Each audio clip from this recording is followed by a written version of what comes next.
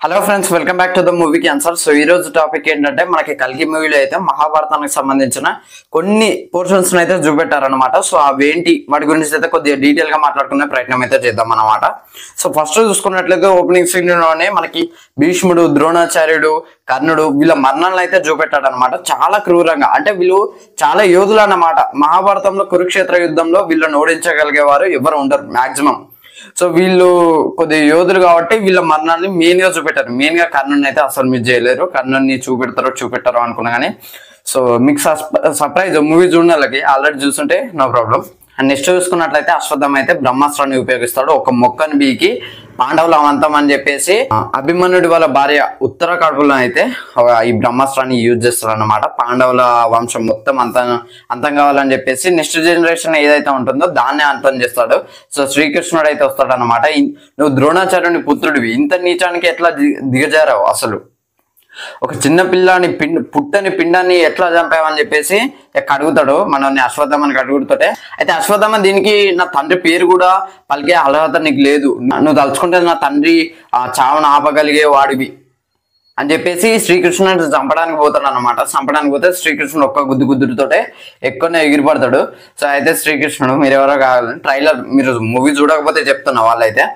So శ్రీకృష్ణుడు అట్లా గుద్దంగానే ఆయన ఎక్కువనే ఎగిరిపడతాడు. సో అశ్వత్థామకైతే ఒక శాపం పెడతారు, నువ్వు పుట్టబోయే పిండాన్ని చంపేశావు, నన్ను చంపాలనుకున్నావు, నీకు కలియుగం అంతమయ్యే వరకు నువ్వు పుండ్లతోటి, చీముతోటి, నెత్తులతోటి ఇట్లనే నీకు అన్నం తినాలనుకున్నా కూడా నువ్వు తినలేవు, నీళ్ళు తాగాలని మొత్తం శాపం పెడతాడు అన్నమాట. నువ్వు సహజ మానవుని కాకుండా ఇంకా అటు ఇటు చాలా నీచపోని లెక్క నువ్వు తయారవుతావు, అట్లనే ఉంటావు అని అంటే దీనికి మరి విమోచన లేదా కృష్ణ అని చెప్తే ఉంది, నేను మళ్ళీ పుడతాను, కలి వస్తున్నాడు, కలి ఈసారి చాలా పవర్ఫుల్ గా వస్తున్నాడు, ఆ కలి నా పుట్టుకనే ఆపగలడు, సో నువ్వైతే నా పుట్టుకని దగ్గరుండి జరిపించాలి, నువ్వే కాపాడాలి కలి నుంచి నన్ను, నేను పుట్టిన తర్వాత నీకు శాప విమోచనం మొత్తం పోతుంది అని చెప్పేసి ఇక్కడ నా మనీ తీసుకుంటాడు. అంతవరకు ఈ మనీ నా దగ్గర ఉంటుంది, నువ్వు ఎట్లాంటి పవర్స్ కూడా నీకు ఉండే అని చెప్పేసి అలా తీసుకుంటారు అనమాట. సో అదంతా అయిపోయిన తర్వాత ఎక్కడ చూపెట్టలేదు ఇక మహాభారతాన్ని. ఇక క్లైమాక్స్ లోకి వస్తే ఒక పిల్లాడు ఉంటాడు అశ్వత్థామతో, మీకు ట్రైలర్ లో కూడా చూసి ఉంటాడు. సో ఆయన అయితే అడుగుతాడు, అశ్వత్థామ ఫైట్స్ లైవ్ లో చూస్తాడు అన్నట్టు ఆ పిల్లాడు. సో ఇదంతా స్పాయిలర్, ఎవరు చూడకుండా.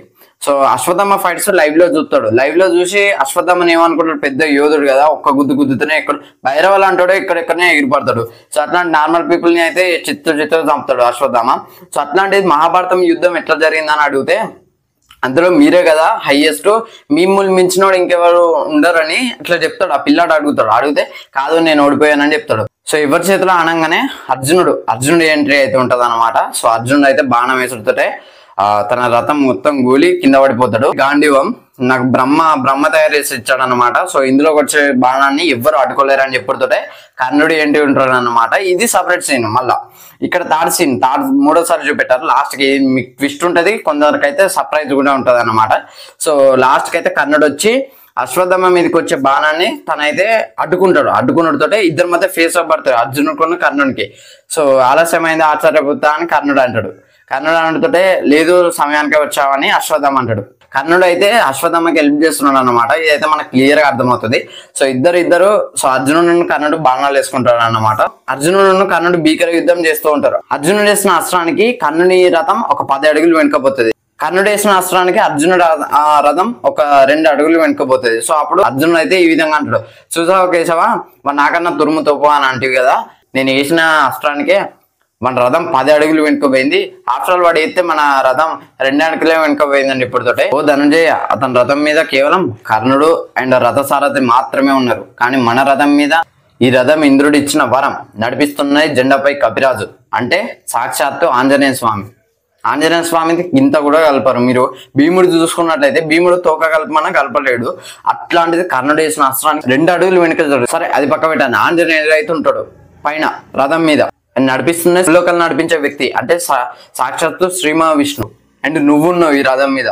సో ఇంతమంది ఉన్నా కూడా 2 అడుగులు వెనుక జరిగిందని అంటే అతన్ని తక్కువ అంచనా వేయకు, అతను నీకన్నా సమానుడు లేకపోతే అధికుడు, అంతేగాని తక్కువ మాడు మాత్రం కాదు. కర్ణుని ఎదిరించడం అసాధ్యం. తన కళ్ళల్లో సూర్యుడి తేజస్సు, తన చేతిలో ఓటమి ఎరుగని విజయ ధనస్సు. సో తన పేరు చరిత్ర గుర్తు పెట్టుకుంటుంది, దానవ వీర శూర కర్ణ. సో ఈ విధంగానైతే ఎలివేషన్స్ ఇస్తాడు కృష్ణుడు అయితే కర్ణుడికి. నిజంగా చెప్పాలంటే అదే ఫ్యాక్ట్ అన్నమాట. సో ఇవన్నీ కూడా చూపెట్టారన్నమాట. అండ్ లాస్ట్ లో ఒక్కదాని గురించి మాట్లాడతా, గాంధీవం గురించి. అర్జునుడి యొక్క గాంధీవం అయితే కలికి దొరుకుతుంది అనమాట. సో కలి ఏం చేస్తారంటే దాన్ని లేవడతారు. ఎవ్వరు కూడా చిన్న చిన్న మిషన్లు కూడా దాన్ని జరపలేవు. అట్లాంటిది కలి ఏకంగా లేవడతారు. దానికి ఒకటే ఒక రీజన్, ఆ శరం అయితే తనకు ఒక చుక్క దొరుకుతుంది, కలికి శరం అయితే ఒక చుక్క దొరుకుతుంది పుట్టబోయే కలికిది. సో అదైతే తను ఇంజెక్ట్ చేసుకుంటాడు. ఇంజెక్ట్ చేసుకుంటే తన మొత్తం బల్క్ బాడీ అయితే వచ్చి లేపుతాడు. వస్తున్న భూమండలాన్ని అంతం చేయడానికి వస్తున్నా అని చెప్తాడు. దాని బ్యాక్ సైడ్ అయితే చేతులు వస్తాయి అన్నమాట. సో తనే స్వయంగా వస్తున్నాడు అని అయితే మనకి హింట్ ఇచ్చారు అనమాట. నెక్స్ట్ సినిమాటిక్ యూనివర్స్ లో అయితే ఇవన్నీ పర్సన్ కి సంబంధించిన ఫుల్ వీడియోస్ అయితే చూపెడతారని, ఫుల్ లెంత్ మూవీ అయితే చూపెడతారని మనకైతే హింట్ ఇచ్చారనమాట. సో ఇది ఫ్రెండ్స్ ఓవరాల్ గా వీడియో అయితే. వీడియో నచ్చితే లైక్ చేయండి, షేర్ చేయండి, కామెంట్ చేయండి, ఛానల్ సబ్స్క్రైబ్ చేసుకోండి. Thanks for watching. By by.